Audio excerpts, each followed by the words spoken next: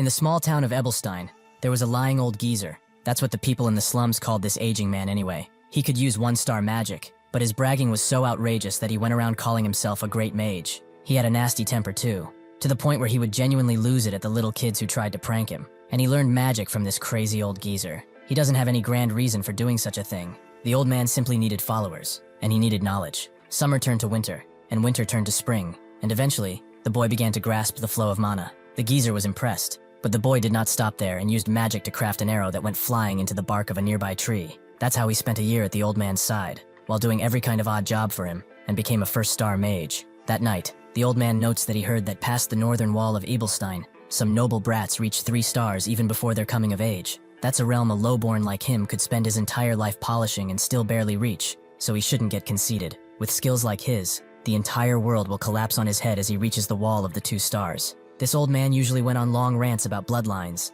about how magic is just bloodline, and that no matter how much he struggles, it's all futile. He kept drilling this into his head again and again. Perhaps it was a manifestation of his longing for everything he never managed to get, but that night felt unusually long, like he wanted to leave something to the world, a memento of sorts. And sure enough, the next day when he returned to their camping spot, the old man was dead. His entire body was covered in bruises. He'd been badly beaten, probably picked a fight he couldn't win and gotten in this state, a way of leaving this world perhaps. He learned later though, that the old man was beaten by none other than the guards. They said he got caught trying to steal a 2-star spellbook from a warehouse. Nobody could understand why an old man with no ambition would do such a thing, but the boy knew it was for him, and he always preached about bloodlines. But unfortunately for him, he can't possibly have noble blood, because he's not from this world at all, given the system that popped up in his face and asked his primary school of magic. 4 entire years passed just like that, and he met Katya Flameheart, the former mistress of the now fallen Flameheart house, a viscounty. Born a noble, she was a 3-star mage, and many mercenary groups sought her out for this. While staying in Ebelstein,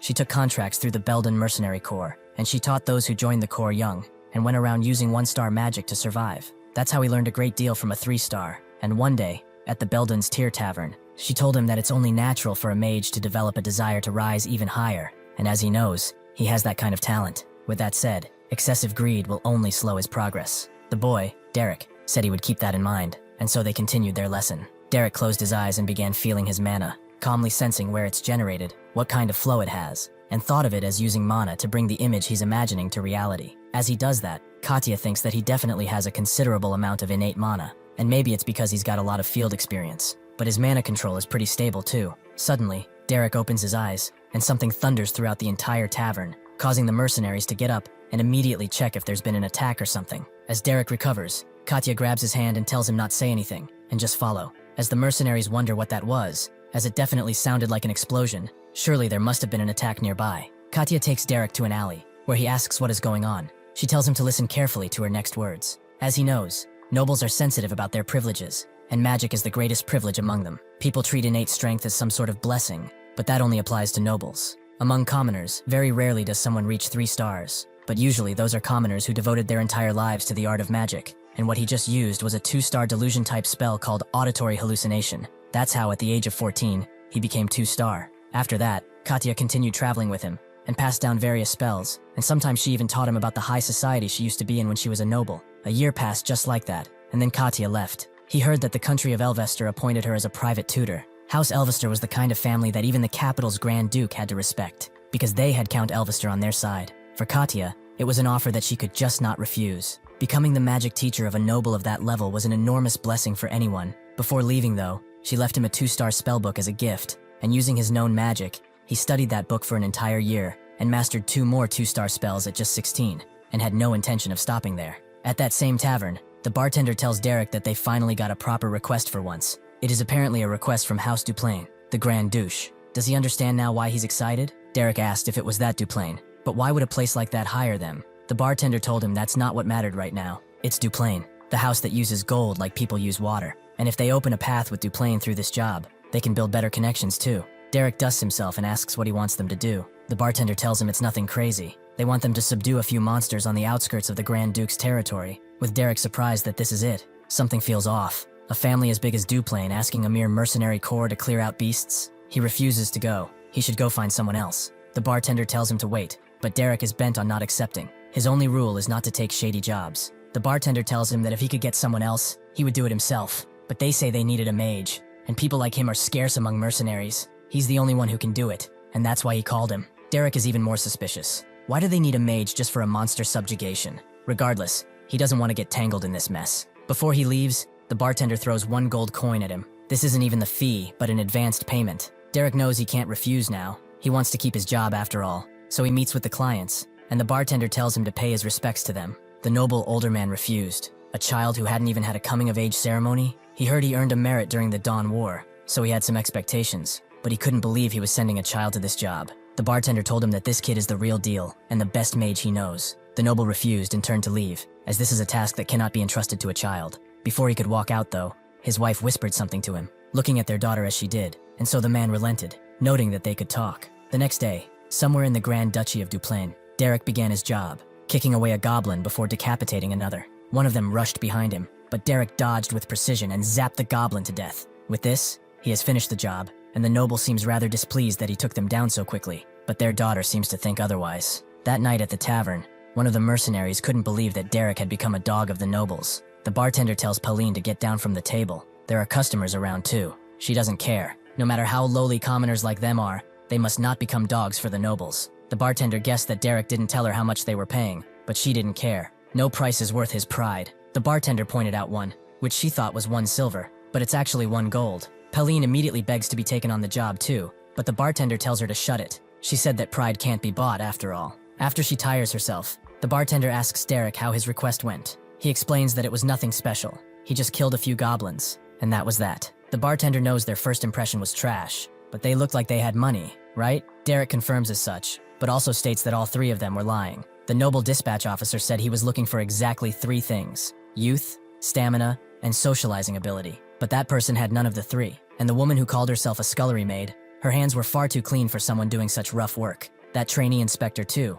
It's all too strange. The bartender looks at him sternly and tells him that they are just mercenaries. They don't need to dig too deeply into their clients. They just do the job and take the money. Derek knows that Jaden is right. This place is the wild, and in the wild, the only thing that matters is living to the next day and nothing else. The next day arrives, and Derek takes care of most of the goblins. With this, they won't be showing up for a while. The officer noble congratulates him for his good work, and Jaden wants to discuss how they will handle payment. He immediately gets 2 gold coins and scruffs Derek's hair while noting that they are rich now, but Derek tells him to put that down and talk. The officer clears his throat and says that he admires Derek's skills. He would like to entrust him with a new request, if that would be acceptable. For this request, the Grand Duchy will pay upwards of 15 gold coins. So will he do it? Derek agrees, and so, they are both taken in a carriage to the Duplain residence. Jaden notes that this is the first time he has seen something like this. It's quite an impressive building. Before they enter, the officer thinks he should formally introduce himself, but Jaden tells him that's not needed. They already met once or twice, and formalities aren't needed. Even so, the man introduces himself as Delon, the Grand Steward serving the Grand Duke Duplain, and he apologizes for having concealed his status, but it was needed for the task. Jaden wonders what they are supposed to do now, and the older woman introduces herself as Katerina, the Grand Duke's head maid. Jaden bows slightly, surprised that they are both people of such high standing, and introduces himself as well, as captain of the Beldun Mercenary Corps, and a bartender on the side. Derek knew something was suspicious. He more or less expected this, but their ranks are pretty high. Eventually, the girl from before gets out of the carriage too. She removes her cloak and lets down her hair, introducing herself as Isaline Eleanor Duplain. She wants to appoint him as the magic tutor for her younger sister Yahello. Derek is surprised. Him? A magic tutor for a noble lady? At the same time as this happens, one of the Duplain's sons barges through the doors of his father's study, telling him and Valerian, his brother, to look at this. His father asks Reg what he is doing, and he should conduct himself with dignity. Reg screams out, noting that the one who needs to act with dignity isn't him, but Yahello. She has gone too far, and now she's even laying hands on the people he hired for her.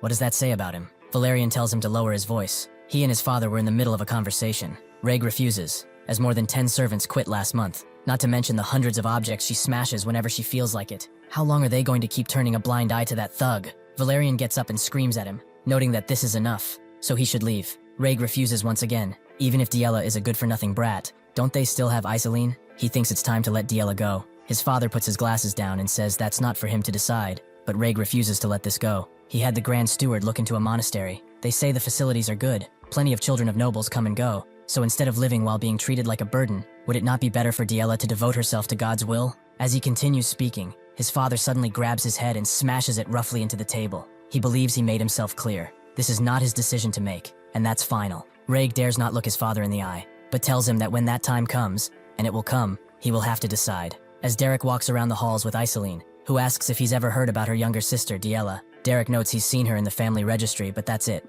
Iseline expected as such. She's probably not well known to the public. As they walk, they meet up with Reg and Valerian, who, upon seeing Iseline, note that it's been a while and ask how Ebelstein is treating her. She explains that thanks to him, she's been living comfortably there. He understands, but since Craig is a bit hurt, they will catch up later. Derek immediately sizes them up, seeing their stern faces, and the maid who's crying. They eventually arrive at the father's study, who is also relieved to hear that his daughter is doing well. Iseline explains that this is the magic tutor she brought from Ebelstein. He said he'd take charge of Diella. The father understands, and seeing him uninterested, Iseline notes that he's busy, so they will take their leave. Before they do that though, the father says he wants to have a chat with Derek. Just him. As he continues writing, he notes that he's quite young, 16. Derek confirms as much, and the father asks if he can handle magic to some extent. Derek lies and says he can use a bit of one-star magic, making the father laugh a bit, as he has no reason to lie in front of him. Humility doesn't always come off as a virtue. Derek looks at him, the Grand Duke of Duplain. He guesses humility won't work on a 5-star mage. He apologizes for coming off as disrespectful, but Duplain says it's fine. He knows why he carries himself this way. Being too talented can end up doing more harm than good. Judging by his age and attire, he doesn't look like someone suited to be a magic tutor. Derek admits that he is a mercenary, but Duplain notes that Iseline chose him, so he won't be prying any further, and he will grant him entry to the annex of the residence where Diella lives. He may go now. A maid will guide him there. Before leaving, Derek wants to ask one thing, which Duplain allows. He is a mercenary. If he takes a commission, it is his duty to see it through, so that Diella may learn magic and enter high society as a proper maid. Iseline commissioned him. Duplain asks why he's stating the obvious, but it's because Derek has an earnest request to make of him, which the Duke listens to. Inside Diella's room, she throws a plate at one of the maids, who apologizes again and again, but Diella asks if her apologizing will change anything. Given her status, she should get out of her sight right this second, and if she shows herself one more time, that plate will end up in her face. As Jaden has some tea with Iseline, he asks why she chose Derek. Magic tutors should have been lined up in front of them. Besides, a commoner will have difficulty working as a noble's magic tutor. Iseline explains that she tried almost every famous magic master on the entire continent. In the end, they all gave up. So she opted for those who can use magic, but are under desperate circumstances. Although Derek has the background of a mercenary, he seemed to know a bit about how Habyo nobles conduct themselves and their culture. Jaden explains that his master was a fallen noble who used to be successful. He probably learned a lot of that from her. Iseline figured he was refined and kind despite being a mercenary. She thought that if it was him, he might be able to rein in Diella and lead her. Jaden tells her that she needs to learn how to see through people more, as Derek is a mage who grew up on the streets, and he worked as a mercenary before he even came of age. Does she really think someone from the streets can survive on nothing but refinement and kindness? For a child like that to survive, he needs more than that. He knocks on Diella's door, and upon not getting an answer, simply opens it and introduces himself. Diella tells him to come closer, and as he does, with a wicked smile, she throws a bunch of diary water in his face. How horrible. She thought that some sewer rat had come in. He's probably the mercenary the Grand Steward mentioned, or perhaps not. Looking at him, he does seem like a sewer rat. She climbs the chair and pours the rest of the dirty water on him, which she guesses reminds him of his hometown, right? Being drenched in gutter water like this? She eventually runs out of water, and notes that it's a shame she didn't give him a proper bath. But Derek doesn't react at all, making her angry, and she kicks him down. She removes her shoe, as he stinks and sits down, telling him to know his place. Someone like him from the dirty streets is not worthy of teaching her. As he looks out the window, Duplain thinks about what he discussed with Derek, who said that the fact he's here means Diella's problem cannot be resolved with ease. He wanted to ask him, who loves Diella more than anything, how much authority he's willing to grant him when it comes to teaching her. Well, he gave him enough authority to slap her across the face, which naturally comes as a shock to Diella, but Derek tells her to get up, as he's not done quite yet. 3 years ago, as Derek was taking a carriage with Katya, he asked what she would do if she had to teach a stubborn student who did not appreciate kindness. She said that she would try to understand them, embrace them, and take them in. Derek believed that was a bit idealistic, but Katya told him the essence of teaching is to lead a student in a better direction. If he can't communicate through understanding and acceptance, then they will have a different starting point, and that is fear. Derek gives his first order to Diella, to treat others with consideration and respect, and tells her to get up again. She does so, but immediately slaps him, asking how he dares to hit her. Derek does so again, and notes that he won't say the same thing twice. When she deals with others, she will do so with consideration and respect. Seeing this, Diella screams out for the Grand Steward, telling him that this lowborn dared to put his hands on her. He immediately rushes in and gets between them, asking what he's doing right now. How dare he lay a hand on a noble? When the Grand Duke finds out, he's cooked. To shut him up, Derek pulls out a scroll and explains that His Grace granted him full authority over all of her education, and to employ whichever method he may choose. The steward reads it, and cannot deny the validity of the document. That night, upon hearing what happened, Valerian rushes through the hall and barges in Derek's room where he's reading. He immediately grabs Derek and asks how he dares to hit Diella, but Reg stops him and tells him to just talk. Derek explains that his actions were permitted by the Duke. He doesn't need to answer to them. Reg tells him to calm down again. He is a guest Iseline brought. If they act like this, in what position will they put her? And their father allowed it too. Valerian calms down and tells Derek to come with him, and also tells Reg not to interfere and go attend to his own stuff. Reg pats Derek on the shoulder and notes that Diella does need a beating before she comes to her senses, so he shouldn't worry. Even Valerian won't go too far. He nods and goes with him, Reg wondering why he's even protecting her so adamantly. Valerian leads Derek to the room, which used to be Diella's when she stayed in the main house. It's been left in this state ever since. She used to love drawing. Every time she asked him to look at her drawings, her face would turn red, but she never finished a drawing. Most of the time, she would leave a blank space and only draw the parts that she liked. He also apologizes for becoming so emotional. Derek says it's fine, but why did he bring him to this room? Valerian just wanted to show him that Diella wasn't a child who deserved to be despised or beaten, but at some point, she started obsessing over bloodline, and in the end, she was driven out of the main house and locked away in the annex. He can't even guess what turned her into that. They have to stop her from being sent to the monastery. If she learns even 1-star magic, he will be able to persuade father somehow. He is begging him to please save Diella, as he might be just her last chance. Derek tells him to wait. She did not give up completely on magic, judging by all the notes in the margins of these books. And those books next to him are all theory books from the School of Regulations, right? Valerian confirms as much because nobles learn from the School of Regulations. Looking at all this stuff, Derek has decided that he will give it an earnest try. As Diella sleeps peacefully in her bed, Derek suddenly pours a bucket of water on her, asking if she's seriously sleeping. She wakes up and asks if he's out of his mind, but Derek just grabs her hand and tells her that there's somewhere they need to go. She screams again, asking how he dares to touch her, and keeps screaming as he drags her away from the house and near the forest, where he drops her on the ground. She asks what he thinks this will change. He should wake up from his dream. Who the hell is he to teach her? Derek is surprised. She doesn't even listen, but does she want to know something? Honestly, he never had any intention of teaching her magic. He just enjoys beating stuck-up nobles. Diella asks what he just said, but Derek hopes she will agree. There's no reason for someone from the bottom to like nobles. This tutor nonsense was all a big excuse to beat up an arrogant, high and mighty noble like her. As he pulls out his blade, he asks if she knows how beautiful nobles who haven't known true suffering are. Delia asks if he thinks he will be safe after doing something like this,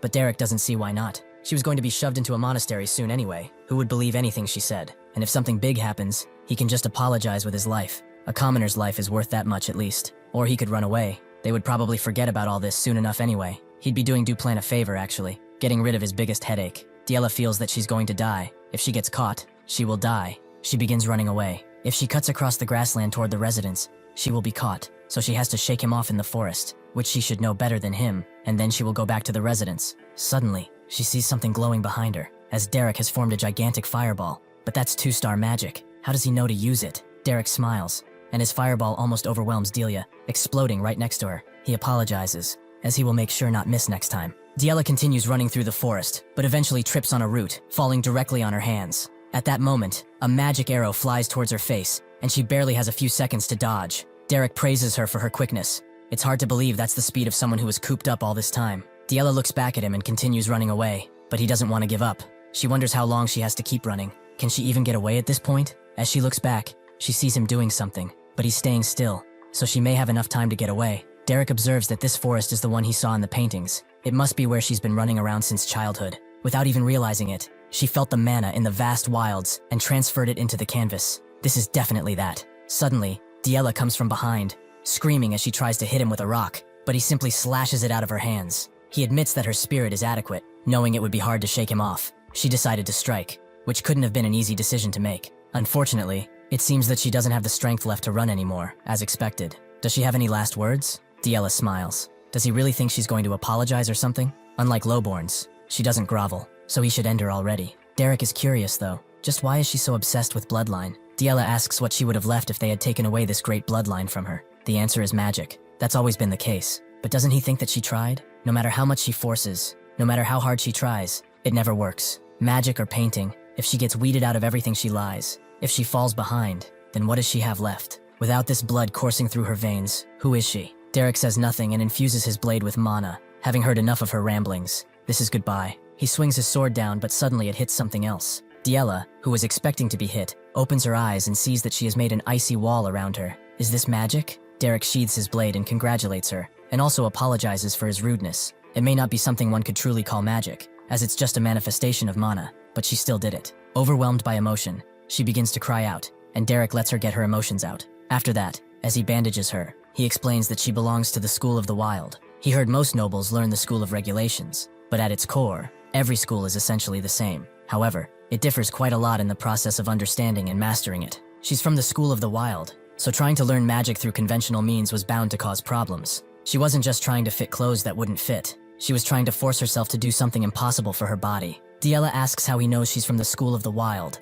and Derek explains he saw the drawings she made and could feel the mana drifting through nature, which she put into canvas. Mages born with the temperament of the school of the wild usually sense mana in nature when young. After he is done bandaging her, he notes that she should be able to walk, and also states that even if she succeeds in manifesting mana, she still has a long way to go, and starting tomorrow, he will teach her how to manifest it naturally. As he turns around to lead her out of the forest, she thanks him, but he doesn't really care and tells her that they should go. As they go back, they talk about her paintings, and as morning comes, the first thing Diella tries is to use her magic again, but it fizzles out, proving that it is pretty hard. As she comes out of her room, a maid carrying some water gets scared, and a bit of the water ends up on Diella's dress. The maid immediately bows down and begs to be forgiven, but Diella tells her to just watch where she's going and leaves. The maid is confused. Is she not going to hit her? She's just leaving. The other maids come to her aid and are just as surprised, making them wonder what happened when she went out last night. Suddenly, Derek gets woken up by a bunch of knocking, as Diella has come to his room, wanting to be taught how to handle the mana she manifested. She tried, but it's not working.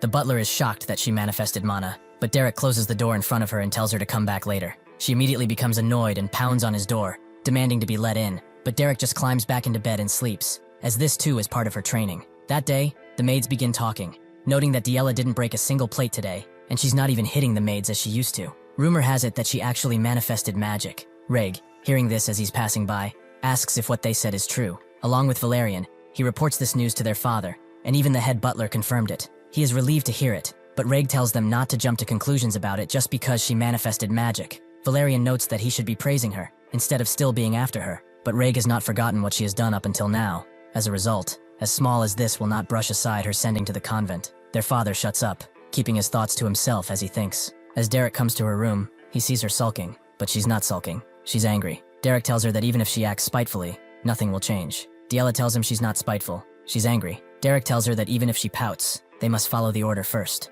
Diella faces him and says she's just angry, but seeing his face and remembering what happened, she decides to let it go for now. Derek sits down and explains that just because she manifested magic does not mean she can go around using it, or it will backfire. He's saying this because he's been through that. Rest is just as important as learning. She rested enough, so now it's time to study. Diella expected him to say that. Here comes the stuffy magic teacher who just sits in a chair all day. Derek asks if he should teach her in a different way, as he has many ways of doing so. Diella sits down and relents, not wanting a repeat of last night. Derek is pleased, and explains that today they will practice magic manifestation. Once she can freely use this, she will be able to learn one-star magic before long. This school of the wild does not possess a rigid system, so it's ideal for self-study. It pursues far more freedom than any school. If he's honest, this school actually suits her quite well. She asks what he means, so Derek tells her that it's just as it sounds. Her free-spirited nature has good compatibility with this school, and on top of that, she was born with Duplain blood, which is overflowing with talent. Diella asks if he's saying she's talented, and Derek confirms as much.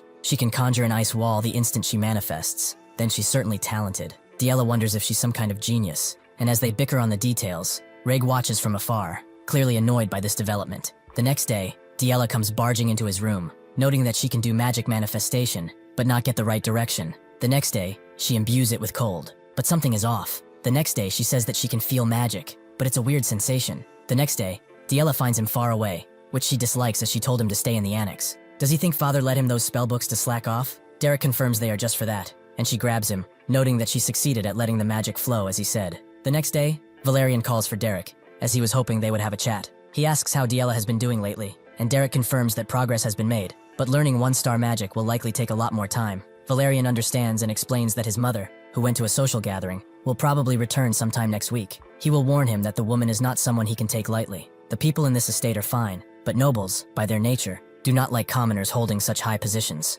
Derek will keep it in mind, but is that why he called him? Valerian says that's not everything, and gets up. He's the next head of this house, and that means that he has a position where he has to embrace and include all the members of the house. To do that, he must be sincere with all of them. But that's difficult, because a person's heart can be profound. It would be nice if everyone's thoughts and values were the same, but that is just not reality. Derek asks what he's trying to say, and too long didn't read. Valerian is sad that Diella won't play with him, making Derek completely stone-faced. Valerian explains that he still remembers how she used to welcome him with a smile when they were little. Where would one find another angel in the world like her? So isn't there some kind of way to win her favor? Derek wonders why he's being asked that, but Valerian notes that she follows him around everywhere, probably even now. He should also look at this too. He learned how to make dolls from the maids. Doesn't it look exactly like her? Can he feel the love of a big brother? Derek asks if he's trying to put a curse on someone, making Valerian cry even more. Sure enough, a few days later, Valerian's mother appears, noting that she heard a lot about him, that they finally found a capable teacher. She introduces herself as Muriella Dybel Duplain.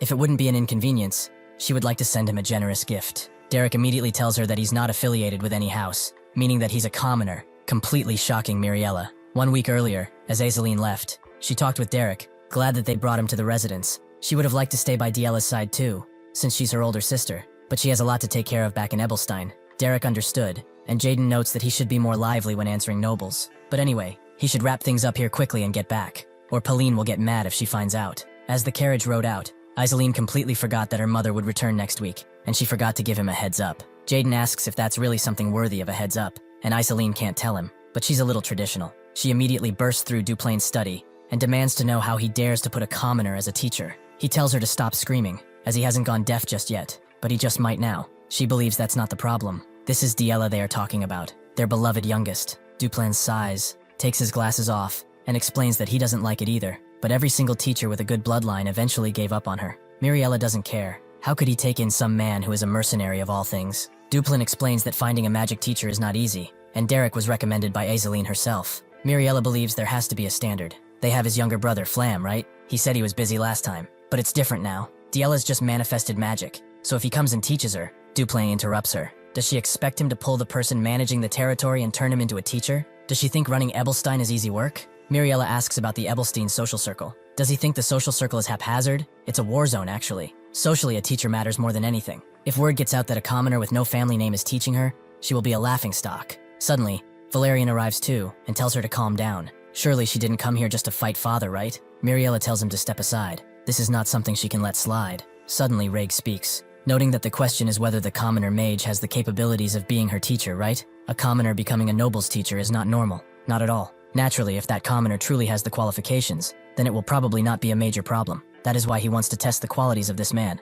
If he defeats him in a magic spar, Duplain shuts him up. He's the real deal as a mage. Reg knows he's underestimating him with that look, and asks about testing Diella. If Derek is as excellent a teacher as he thinks, the Diella, who received his instruction, must have good results too. He will personally spar with her and verify the results. Duplain says nothing, having tired of these conversations already, but as Reg leaves, Valerian follows, demanding to know what the hell he is thinking. Reg turns to him and asks if he truly believes Diella just had a complete change of heart out of nowhere, or has she forgotten who she is? Valerian doesn't care. She's his sister, his blood. They need to hold her close and protect her. Reg laughs. That blood is what's bringing their house down, as if everything she's done until now isn't bad enough. If she debuts in high society like this, it will spell the end. Valerian asks if this is truly how he feels, but Reg walks away. She was the first one who crossed the line. The best thing for her is to be shut away in that annex. He seems determined not to let her prosper. Soon, Diella barges into Derek's room, who asks what it is so early in the morning. So Diella throws a scroll on his book, and notes that if she loses this spar,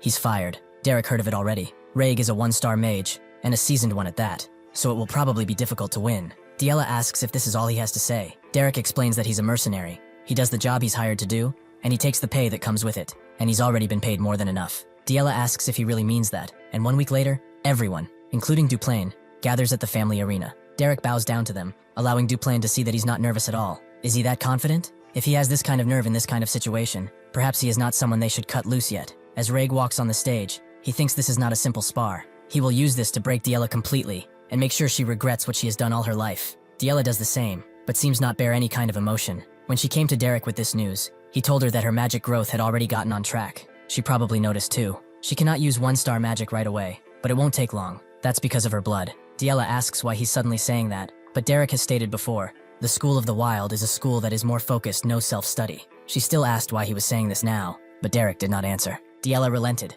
She knew she wasn't the greatest student, but even so, she wants to keep learning magic from him. She doesn't want anyone else. Derek remained silent for a moment and told her in advance. He doesn't know the etiquette or rules for nobles during magic spars. He's never done one, but he can teach her how to win that fight if she wants. Diella, having suffered the ridicule and scorn of everyone she has ever met, who thought that her house was past its prime because of her, immediately agrees. She wanted to win. Diella didn't come here as Reg's sister, much less the youngest of House Duplain. She is standing there, only as Derek's student and a mage. As they both stay in against each other, the butler clears his throat. They will be applying the sparring rules of the high-rank mages of Ebelstein. Whichever side triggers General Pelham's protective magic circle first will be declared the loser. With that, they may begin. The General Pelham's protective magic circle is an accessory that activates right before the wearer would take major damage, nullifying their spell. So this is how nobles fight, huh? They use expensive accessories. It must be nice to be rich. They can basically play around with money. The duration is 10 minutes, and it seems like Reg plans to finish this fight before that.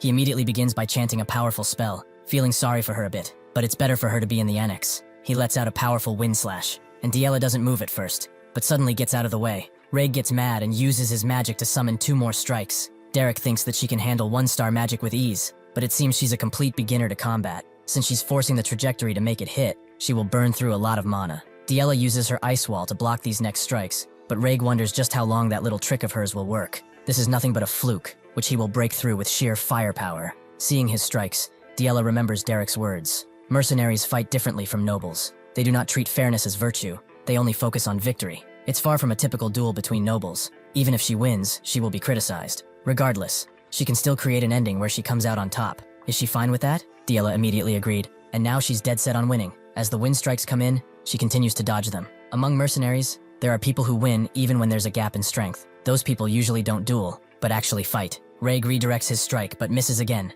By fight, Derek meant they control the battlefield by making use of their terrain and surroundings. They literally use any and all methods to achieve victory. They must even grab the advantage of the very short period where their enemy lets their guard down. Diella blocks another attack, and Reg thinks it's over, as a blast crashes down behind her. Derek does not react, but Miriella screams out, telling the butler to end the duel this instant. Duplan tells her to shut it and sit down, as it's not over yet. Miriella notes that he saw it too. She was hit by that attack. Duplan tells her that she's wrong. He's watching Derek, and he didn't even blink. Perhaps he had expected her to grow this much? Reg walks through the dust he created, knowing that attack should have hit. Where did she go? Suddenly he feels something coming from below, and sure enough, a strike which almost hits him appears. Reg looks at the butler, thinking that this must count as a loss since she left the platform, but he just shakes his head, meaning that she still is technically inside. They probably never even considered a petty trick like this to be used in a noble duel. Suddenly another strike appears, then another, then another. Reg cannot see her. Landing an attack on her will be difficult now. On the other hand, all she needs to do is land one blow on him.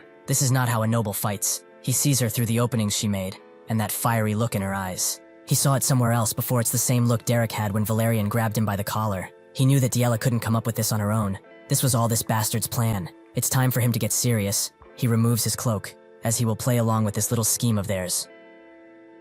As Reg removes his cloak, Miriella can't believe that Diella went under the platform, under all that dust and more. She asks Duplan what he is doing. He should stop the fight at once. He refuses, as no rules have been broken, so they should watch just a bit longer, he says, thinking that this just got interesting. Diella sits down, and with her concentration, she begins to slowly see the flow of mana. Using this, just as Reg is about to cast Gain, she unleashes another ice pillar toward him, forcing a dodge. He is clearly annoyed, as she's going for his feet when he begins incantations. Surely, he cannot go down like this. He looks around, trying to find something to work with, and suddenly his eyes lock onto the pillar that is holding their family flag. Diella notices that the mana flow has stopped, meaning that he is up to something. Whatever he does, the next time he begins another incantation, she will definitely get him. The butler is a bit worried, as he sees the young master climb the pillar he was just looking at. From this distance, Diella shouldn't be able to react to his mana, but trying to cast spells from here is a challenge, to say the least. There is one other way, however. He begins to push out a lot of mana from his hand,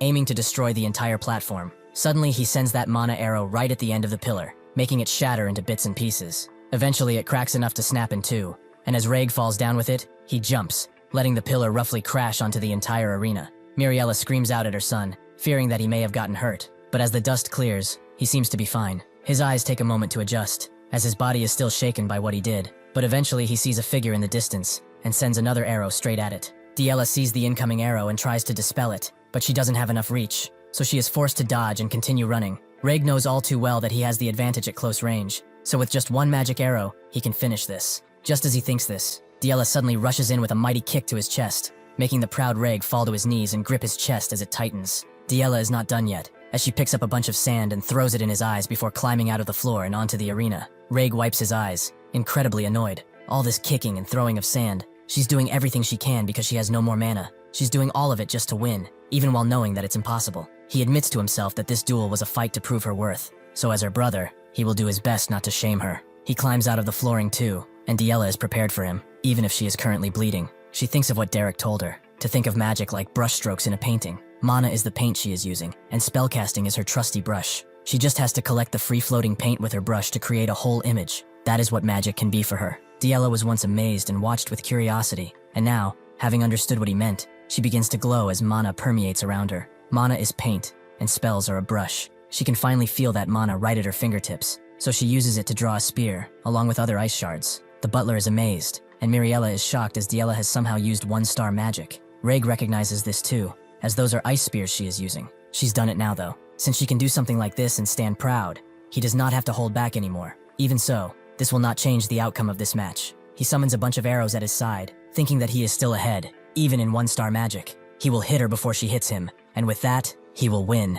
Diella suddenly throws that spear toward him, and Reg unleashes a flurry of arrows toward her as well. The two strikes connect, creating a large blast of mana and shocking everyone there. As the dust clears, only a few things can be seen. Somebody's protection barrier was activated, and both combatants are pretty tired, while Derek watches on without much emotion to show. 1 year ago, as spring was in full swing, Duplan walked around the estate, the butler telling him about a letter that had come regarding the upcoming social gathering that was taking place. However, he came upon Diella's room and saw her just sitting alone on a chair, her expression a sad one to have for a mere child. Alas, he could not do anything, as even if he pulled her out of this state, she would likely just go back. The result of the attacks is visible now. It was Diella's barrier that activated, leaving her breathless. Her spear missed by just a few inches, even Reg recognizing that it was pretty close. Derek doesn't really react that much. He just puts his head down and realizes that they lost. Suddenly, Diella lets out all of her repressed emotions as she begins to cry. Duplan's still watching on. The hag next to him demands to know what he was thinking. Something this filthy and vulgar should not ever be considered a magic spar.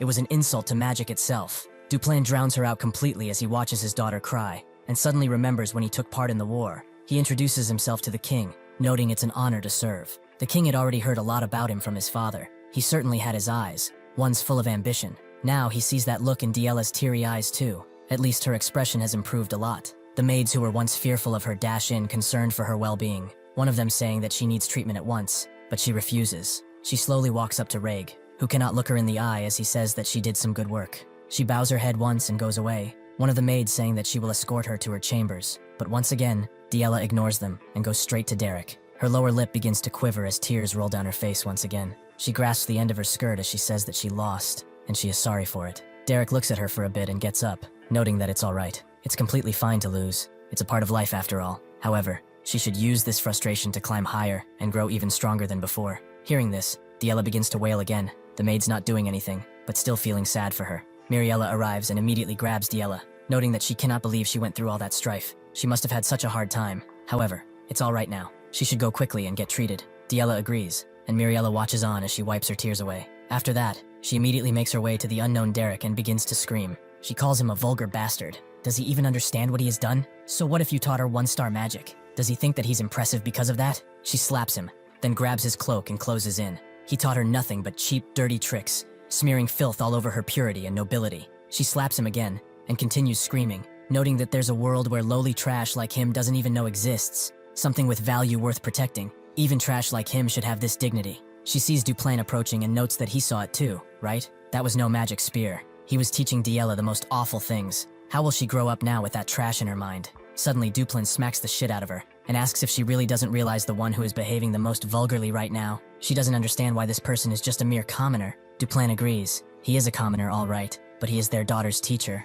What parent, in this entire world of theirs, treats the teacher of their child in such a manner? He apologizes to Derek, noting that he should forgive her. Everyone has their own way of loving their child. Derek says nothing, and then notes that it's fine. Duplan turns around and notes that they have something to discuss separately in his study. As she watches them leave, Miriella's eyes are filled with hate, proving that a backhand would have been much more efficient. As Duplan begins to write as he usually does, he tells Derek that he has raised Diella amazingly. As the master of this estate, he should grant him an appropriate reward, right? The highest realm permitted to a commoner is 3 stars. So does he want that? Derek is surprised, but he hit the mark exactly. He knows him well, it seems. Even better than he knows himself, making an effort especially tailored for him. This is a 5-star mage, a Grand Duke of the nation. So when he gives out an opportunity like this, it must be seized. He agrees, as he does actually want it. Duplan notes that his achievement, teaching Diella 1-star magic, is not something to scoff at, but in Ebelstein's high society, that level of achievement is not enough to survive. Derek notes that there are plenty of people in this estate who can guide Diella,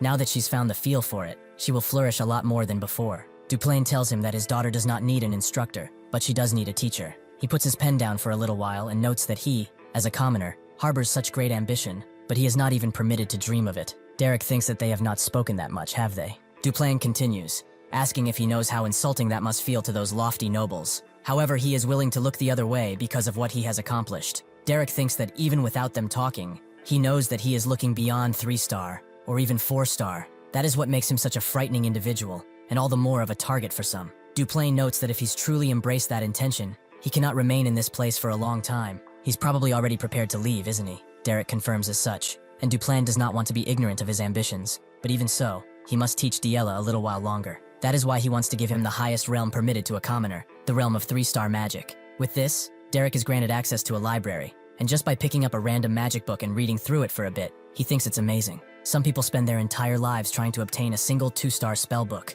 and yet, this is all 3-star spell books, all in one place. With this much, there's enough reason for him to stay in this estate for a little while longer, but he knows that if Peline finds out, she will certainly raise hell. 3 days pass, and Yahello seems to have recovered, noting that she is a 1-star mage now. Derek notes that she used 1-star magic only once, so yeah, she can be called a 1-star mage, although barely. Yahello is confused. That's it. His apprentice achieved progress, and he is not at all happy. Derek notes that it's not an achievement he has heard personally, so no, not really. Yahello sighs, saying that he really isn't easy to work with, and Derek notes that it seems she recovered over the last 3 days. He keenly remembers crying her eyes out back then, right? Yahello sits down, clearly embarrassed, and notes that nobody was crying. It was just that dust got into her eyes. That's it. She also pouts a little, noting that they should have told her sooner that he wasn't going to get kicked out. Derek feels that's enough talk. They should start today's lesson. She is growing quickly, so she will learn the other 1-star spells soon too. Hearing a bit of praise, Yahello immediately turns to him and asks to repeat what he just said. Derek doesn't want to, but explains that her growth is uncommon, to be able to use 1-star magic not long after her magic manifestation. Yahello feels proud, she told him previously, that she is the kind of person who does what she says she will. So what do they start with? Magic arrow, as that seemed rather convenient to cast, or windblade, the one that Reg used, as it looked really nice. Perhaps that ice spear too, as it felt amazing. If she practices a bit more, she will be able to hit any target. Derek shuts all of her dreams down by noting that she will actually be practicing magic manifestation. Yahello asks why they aren't learning 1-star spell now. Derek notes that there are a lot of reasons for it, but in the end, the basics are what matter most. If he were to put it simply, it basically comes down to mana. Yahello relents, and says that they should do that then. If he says so, it is what it is. But she got all excited, thinking that they were actually going to do some fun stuff. Derek looks on at her with a certain look, and Yahello notices, making her wonder why he's doing this. Does she have something on her face? Derek says that's not it. It's just surprising to see her listen so obediently. Yahello becomes embarrassed and asks who he takes her for. She's respected his words from the very beginning. Derek doesn't know what to say about that one, as when they first met, she poured diary water over his head, twice. Yahello hoped that he would have forgotten that, but Derek notes that it's pretty hard to forget such a thing. Yahello tries to change the subject, noting that they are having great weather today, and magic manifestation sounds fun, so they should hurry up and practice. Seeing her try not to think about what she did, Derek smiles. They continue training until the night. Yahello is on the ground, completely exhausted, and Derek notes that he heard she's going to get busier. As he sits down with her, she confirms as such, but she really doesn't know. They said that starting next week, she will be taking etiquette and general education classes, or whatever. Derek asks if she doesn't think of that as a good thing. She's learned 1-star magic, so now she will be receiving a true noble's education. Yahello asks if he really thinks this is making her happy. Basic noble etiquette, foreign languages, geography, history, botany, piano, and even sewing. She just does not understand why she has to learn all of that stuff. How did Aiseline endure all of it until now? Derek notes that this is why she's called the Flower of Duplain, and why she's at the center of Ebelstein's high society. Yahello says that she only wants to study magic, so Derek tells her to do it. Duplain himself hired him, so they have plenty of leeway as is. Yahello is not sure if they will really have that much time for that anymore. Derek asks if there really is anyone who would kick him out at this point. Yahello confirms as much, even if her father acknowledged him. Her mother isn't the type to just let things go, unfortunately. Derek doesn't really understand why she wants to drive him out so badly, so Yahello tells him that she's probably worried that if she learns from him, she will drift away from the noble dignity she depends on, and will end up becoming a mercenary like him. Even just looking at today's spar, its dignity is a far cry from what nobles usually do. Derek thinks on it a bit, and notes that this is nothing special then. It seems that silencing her mother really is not as difficult as she thinks. She just has to remove her pretext. Yahello wonders what he means by this. The next day, as Miriella walks throughout the estate, she wonders how she could ever meet such an indecent teacher. Her poor little girl. She just knows that one day, that mercenary boy will continue to corrupt her with his mercenary ways, and soon enough, she will go into the Ebelstein High Society as a crooked woman, who does not care about etiquette or anything good in life. She's about to faint just thinking about it. Even so, what could that lowly commoner possibly teach Diella? Even if her husband acknowledged him, she is the mistress of this estate, and she will find a way to remove him somehow. As she gets out of the estate though, she is met with Diella, and thinks that she will immediately hug her. Even if people say she is childish, she loves the way she runs into her arms with a smile every time. She continues waiting though, and then opens her eyes, seeing that Diella is in no way thinking of approaching her, and instead bows down, asking if she rested well last night, surprising Miriella. Diella notes that she could not leave the annex while she was treating her injuries, so she's sorry if she missed the chance to catch up to her properly. There is much she wants to speak with her about, but unfortunately, she has a piano lesson this morning. Miriella, still a bit shaken, understands. Diella bows down again, noting that she will be going first, as her general education schedule is packed. Miriella is confused. Her etiquette lessons, they haven't started them yet, right? Should they be starting around next week? Diella responds just as her sister would, confirming as such, and thanks to her generous consideration, she is very much looking forward to them. Miriella agrees and tells her to hurry to not be late for class, but everyone who is watching is left stunned. Even one of the maids drops the firewood she was carrying as Diella walks past. As she does, she tells the maid to be careful and not overstrain herself. The maid sheepishly agrees, and they all watch as she walks away, seeming like an entirely different person than the one she was previously.